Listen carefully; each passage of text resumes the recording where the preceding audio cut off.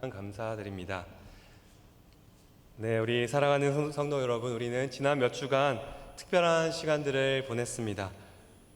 고난주간 연속 기도회부터 또 금식, 또 부활절, 특별 새벽 기도회와 또 온가족 기도회, 또 설립 45주년 축복 부흥성회와 오늘 온가족 예배까지 또 많은 분들에게 그야말로 갈멜산에서 불이 떨어지는 것 같은 은혜의 시간들이었을 것이라 생각됩니다. 특히 오늘 온가족 예배 가운데 야베스의 기도를 함께 드리며 우리와 또 자녀들, 가족을 향한 하나님의 크신 복을 함께 꿈꾸며 확신 가운데 소망하였습니다. 이런 특별한 시간들을 지나고 나면 우리는 다시 일상으로 돌아가야 합니다. 때로는 그 특별한 순간에 품었던 그 뜨거운 소망과 확신들, 큰 꿈과 비전이 차가운 현실 앞에서 너무도 쉽게 식어버리는 경험을 합니다. 누구나 참 탁월함과 특별함을 추구하는 오늘날에는 더욱더 우리 일상의 평범함이 무언가 허무하고 공허한 것처럼 느껴지기도 합니다. 우리가 접하는 미디어는 끊임없이 외치죠. 역대급, 완전히 새로운 특별함, 한계를 넘어서는 혁신, 세상에 없는 특별함. 이런 흔한 광고 문구들은요, 특별하지 않으면 가치가 없다라는 메시지를 주는 것 같습니다. 물론 우리가 하는 모든 일에 최선을 다하는 것은 너무나도 중요합니다. 크신 사랑과 그 무한하신 하나님께 대한 마땅한 반응은요, 나의 최선을 또 나의 최고를 하나님께 드리는 것입니다. 그래서 특별함과 탁월함을 추구하는 것은요, 선하신 하나님께 대한 우리의 소명인 것이죠. 그런데 이 특별함을 향한 과도한 열망은요, 도리어 우리를 삼켜버리는 괴물이 되기도 하는 것 같습니다. 교회 안에서도 마찬가지죠. 우리는 특별한 감동, 또 새로운 은혜, 뜨거운 전율이 느껴지는 이 예배와 같이 특별한 순간을 갈망하면서 평범한 일상은 일종의 영적인 공백기인처럼 영적인 침체기로 여기기 쉬운 것이죠. 참 은혜로운 시간들을 보낸 우리 성도님들도 지금의 시점에 이런 공허함을 느낄 수 있을 것 같습니다.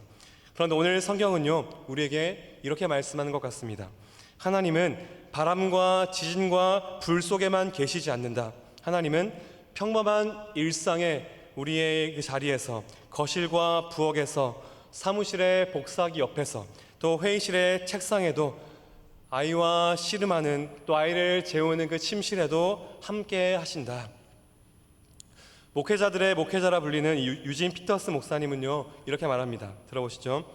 우리 문화는 더 크고 더 화려하고 더 자극적인 것을 사랑하지만 하나님은 더 조용하고 더 작고 더 은밀한 방식으로 오신다. 오늘 읽었던 이 열왕기상 19장은요, 침묵과 같은 세밀한 음성으로 일하시는 하나님을 잘 보여주고 있습니다. 오늘 이 말씀을 통해서 우리 평범한 일상의 의미를 다시 한번 새기며 그 일상 속에 하나님의 함께하심을 누리시기를 소망합니다.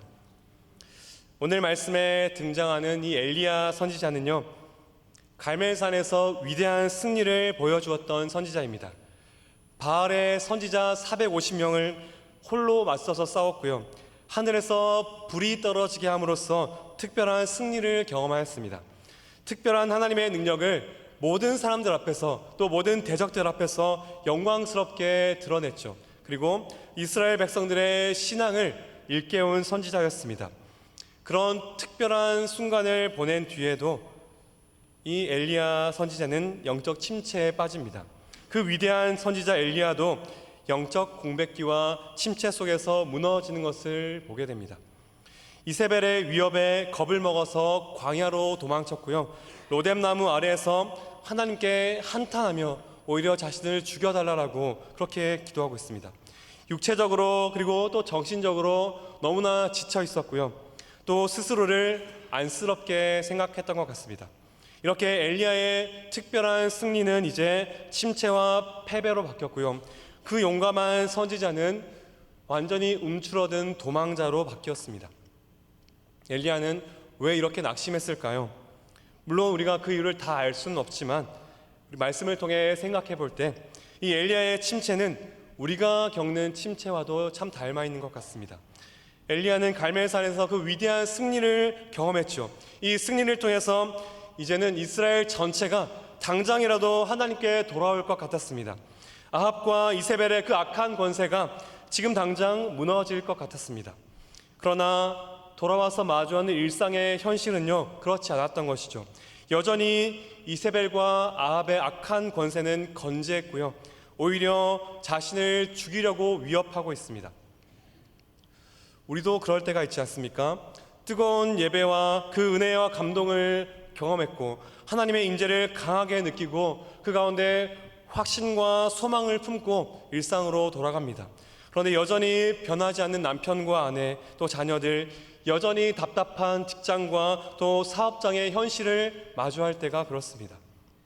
그 영광스러운 예배의 은혜와 그 뜨거운 기도, 그 확신 가운데 품었던 그 소망의 강구들은요, 일상의 차가운 현실 앞에서 너무도 쉽게 식어버립니다. 지금 이 위대한 선지자 엘리야도 그랬던 것 같습니다. 그러나 하나님은요, 이 지친 엘리야를 정죄하지 않으십니다. 그를 먹이시고 또 힘을 주시며 하나님의 산 호렙까지 이끌어 가십니다. 그렇게 간신히 호렙산에 다다른 그 엘리야는 한 동굴에 머물러 있습니다. 굴 속에 숨어버린 것이죠. 그렇게 숨어있는 엘리야에게 하나님께서 찾아가십니다. 그리고 말씀하시죠. 우리 오늘 말씀 9절 말씀을 여러분들이 한번 읽어주시죠. 9절입니다. 시작. 엘리야가 그곳 굴에 들어가 거기서 머물더니 여호와의 말씀이 그에게 임하여 이르시되 엘리야야 네가 어찌하여 여기 있느냐. 네, 굴 속에 숨어있는 엘리야에게 말씀하십니다. 네가 어찌하여 여기 있느냐. 이 말은 조금 다르게 번역할 수 있는데요, 원문을 문자적으로 번역을 해보면 여기가 너에게 무엇이 있느냐, 너에게 여기에 무엇이 남아있느냐, 이렇게 됩니다. 즉 이렇게 침체 속에 패배감에 사로잡힌 너에게 남은 것은 무엇이냐, 지금 너에게 남은 것이 무엇이냐. 우리가 이제 제3자의 입장에서 엘리야를 이렇게 보면요, 답은 분명하죠. 패배감에 무너진 나에게도 여전히 먹이시고 함께 하시는 하나님이 계십니다. 허무와 공허함에 무너진 나를 먹이시고 함께 하시는 하나님이 계십니다. 이렇게 답해야 할 것 같은데 엘리야는 뭐라고 답합니까? 저는 특별한 열심으로 섬겼는데 지금 저에게 아무것도 없습니다 라고 답하는 것이죠. 10절 말씀입니다. 제가 읽겠습니다.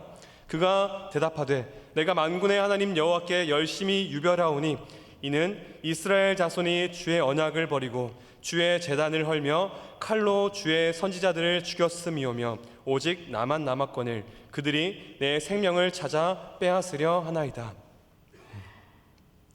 나는 주님을 열심히 섬겼는데요, 다들 등을 돌렸고 이제 나만 남았습니다. 그리고 이제는 나까지 죽이려고 합니다. 아무것도 변하지 않았습니다. 여기에는 두려움과 외로움, 그리고 공허함과 실망과 자기 연민만 가득합니다. 이 순간만큼은 그 위대한 선지자도 그 담대한 믿음은 전혀 찾아볼 수가 없는 것이죠. 그런데 우리도 때때로 찾아오는 지친 상황 속에서, 특별한 순간 뒤에 찾아오는 일상의 공허함 속에서 이렇게 한탄하진 않습니까? 참 엘리야가 그랬죠. 그런데 그 가운데 우리에게 주시는 위로는요, 위대한 하나님의 사람 엘리야도 이렇게 지치고 침체된다는 것입니다. 하나님의 선지자도 일상의 허무함과 공허함에 주저앉아 있습니다. 마치 우리처럼요. 그런데 하나님은 그런 엘리야를 혼내지 않으시죠. 왜 이렇게 믿음 없냐라고 정죄하지 않으십니다. 그저 먹이시고 또 일으키시고 함께 하십니다. 무너진 그를 일으켜 함께 하시며 다시 사명의 자리로 이끌어 가십니다. 그런데 하나님께서요, 그렇게 함께 하심을 보여주는 방식이 참 특별해 보입니다. 강한 바람이 산을 가르고 그 뒤에 지진이 흔들고 또 불이 지나갑니다. 그런데 강한 바람과 지진과 불 속에도 하나님은 계시지 않았다라고 말씀하죠. 우리 11절과 12절 말씀인데요, 한 절씩 교독하시겠습니다. 11절 제가 먼저 읽겠습니다. 여호와께서 이르시되 너는 나가서 여호와 앞에서 산에 서라 하시더니 여호와께서 지나가시는데 여호와 앞에 크고 강한 바람이 산을 가르고 바위를 부수나 바람 가운데 여호와께서 계시지 아니하며 바람 후에 지진이 있으나 지진 가운데에도 여호와께서 계시지 아니하며 또 지진 후에 불이 있으나 불 가운데에도 여호와께서 계시지 아니하더니 불 후에 세미한 소리가 있는지라. 아멘. 지금 하나님께서 그 함께하심을 보여주시는데요, 크고 강한 바람과 지진과 불과 같은 그 강력한 현상들 가운데도 하나님은 계시지 않았다라고 말씀합니다. 그 후에 세미한 소리가 있었다라고 말씀하죠. 지금 여기 나타나는 폭풍과 지진과 불은요, 우리가 성경에서 하나님께서 임재하실 때 나타나는 현상들을 잘 보여줍니다. 시내산에서 모세에게 나타나 율법을 주실 때 천둥 번개를 동반한 폭풍 가운데 임하셨습니다. 그리고 에스겔은 보좌에 앉으신 하나님을 뵐 때 불과 번개를 보았다라고 말씀합니다. 그리고 욥도 마침내 하나님을 만났을 때 폭풍우 가운데 말씀하시는 하나님을 만났습니다.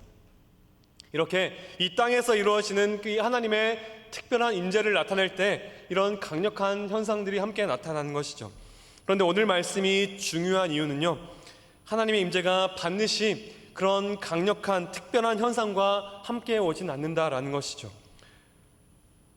오늘 말씀에서 하나님은 어떤 특별하고 강한 현상이 아니라 오히려 세미한 소리로 나타내십니다.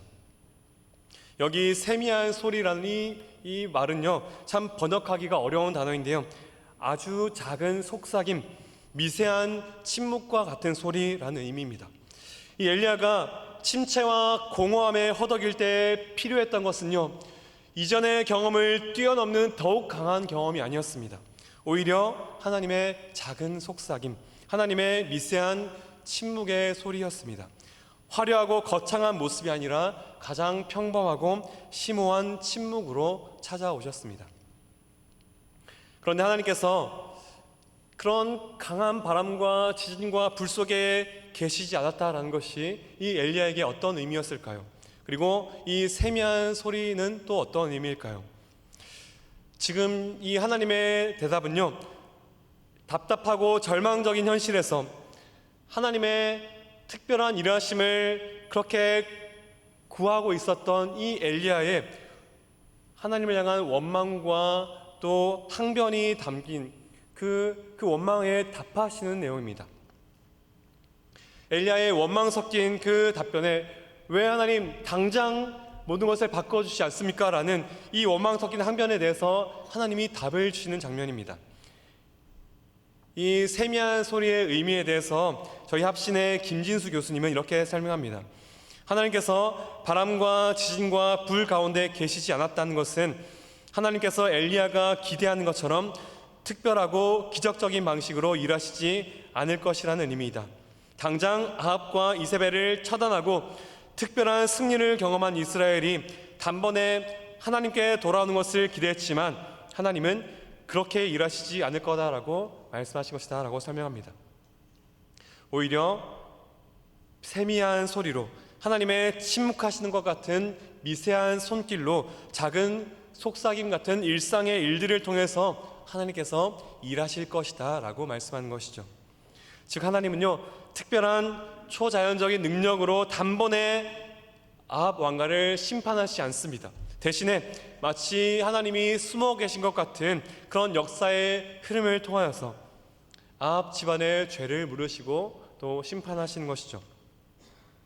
이렇게 볼 때 이 세미한 소리는요, 일상의 현실 속에서 일상의 현실 가운데 진행되는 하나님의 은밀한 섭리의 손길을 의미합니다. 실제로 이후에 진행되는 이 성경의 이야기를 보면요, 하나님은 어떠한 그런 기적적인 일들도 아니고 특별한 방식이 아니라 이 현실 가운데 일어나는 그런 외교적이고 정치적인 그 일상들을 통해서, 정치적 변화를 통해서 이 일을 이루어 가신 것을 보게 됩니다.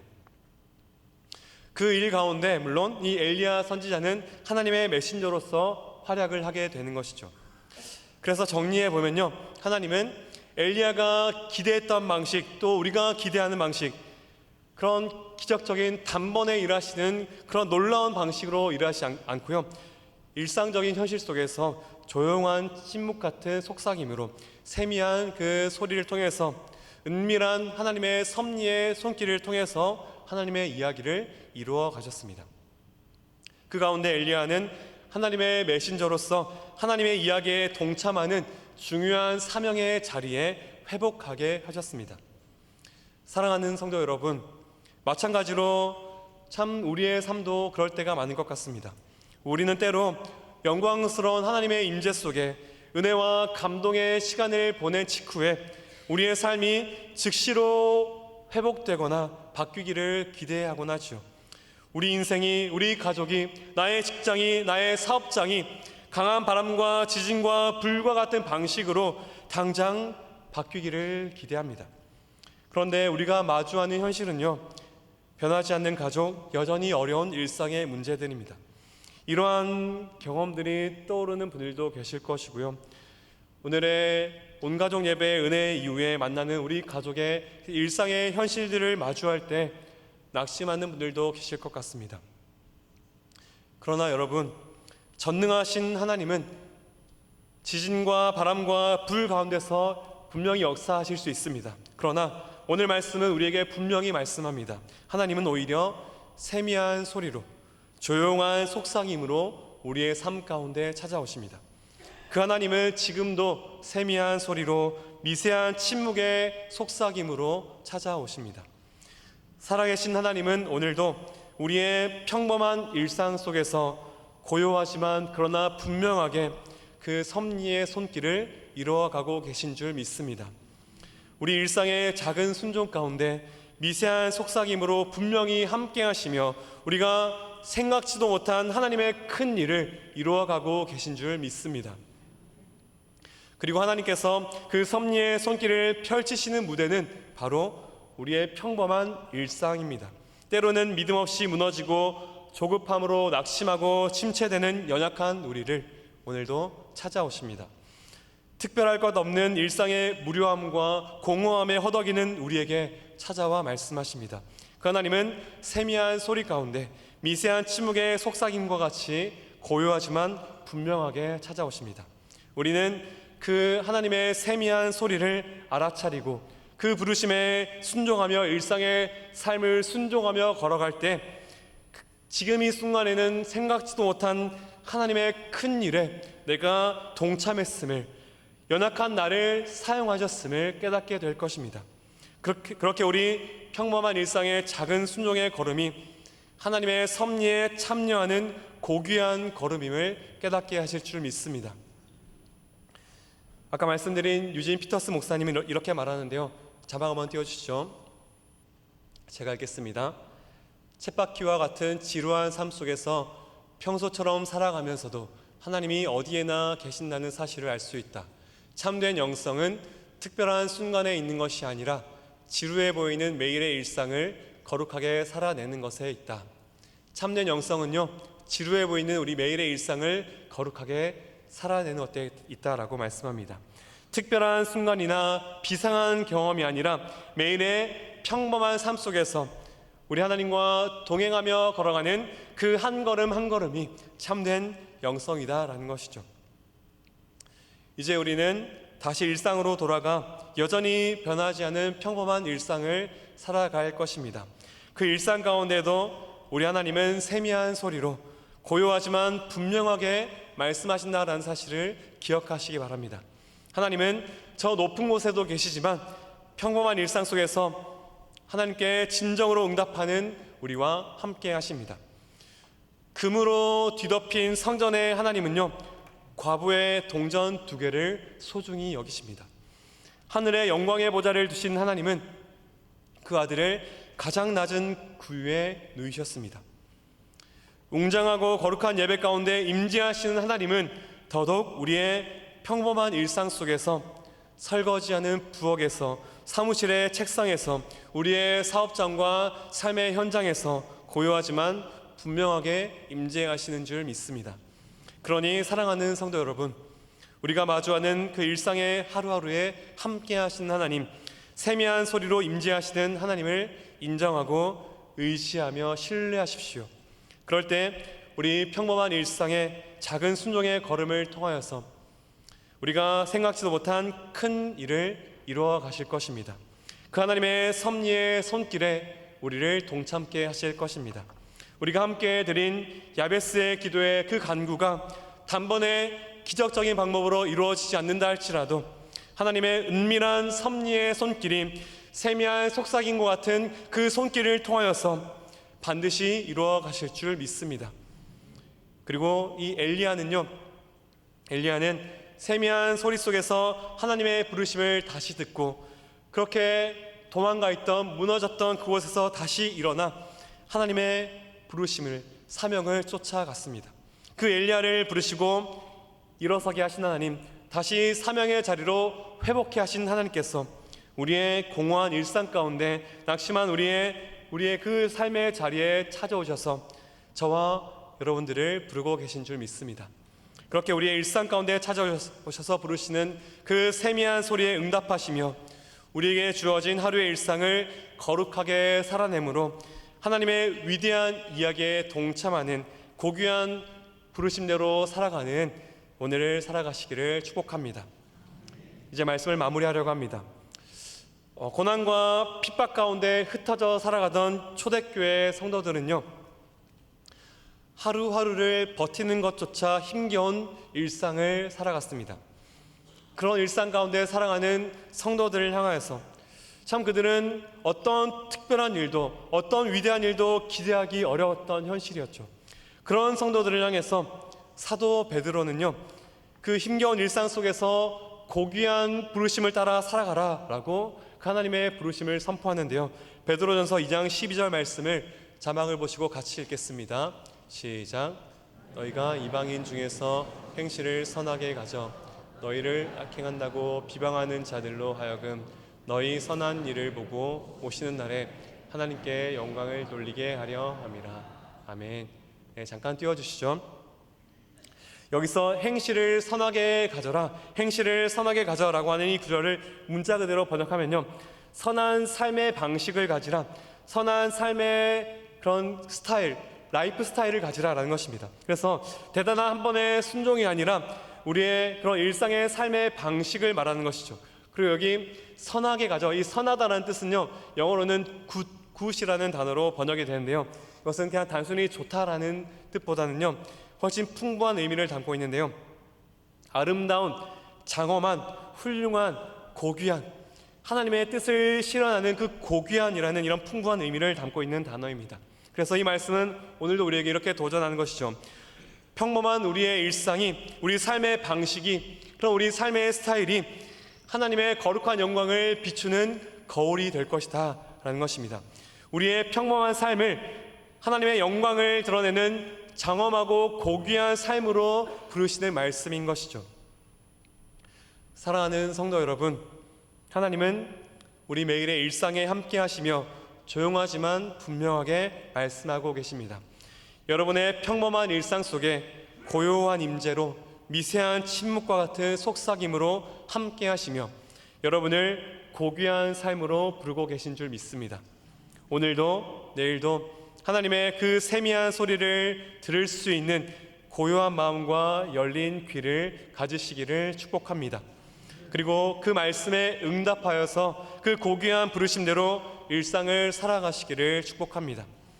그래서 저와 여러분들의 삶이, 그 일상이 이 세상 속에서 하나님의 영광을 비추는 아름답고 고귀한 행실이 되기를, 하나님의 은밀한 섭리의 손길을 이루어가는 고귀한 순종의 삶이 되기를 소망합니다. 그래서 우리의 평범한 일상으로 부르신 그 하나님의 고귀한 부르심에 응답하여 살아가는 저와 여러분들 되시기를 주의 이름으로 축원드립니다. 아멘. 기도하겠습니다. 사랑하는 하나님 아버지, 특별한 순간뿐만 아니라 평범한 일상 속에서 여전히 우리와 함께 하시는 좋으신 하나님을 찬양합니다. 갈멜산 같은 은혜를 경험한 후에 변하지 않는 현실 앞에서 낙심하는 우리를 정죄하지 않으시고 먹이시고 도우시며 함께 하신다 말씀해 주시니 감사합니다. 우리가 돌아갈 일상의 현실 속에서 함께 하시며 세미한 소리로 분명히 다가오시는 주님을 기억하며 그 세미한 소리를 듣고 볼 수 있는 마음의 눈을 허락하여 주옵소서. 그 그 세미한 부르심에 응답하는 우리의 작은 순종을 통해 하나님의 위대한 이야기에 동참하는 우리의 삶이 되게 하시고, 또 매일의 평범한 순간 속에서 하나님의 임재를 누리며 살아가게 하여 주옵소서. 평범한 우리의 일상을 통해 고귀한 삶으로 부르시는 주님께 감사드리며 살아계신 예수님의 이름으로 기도드립니다. 아멘.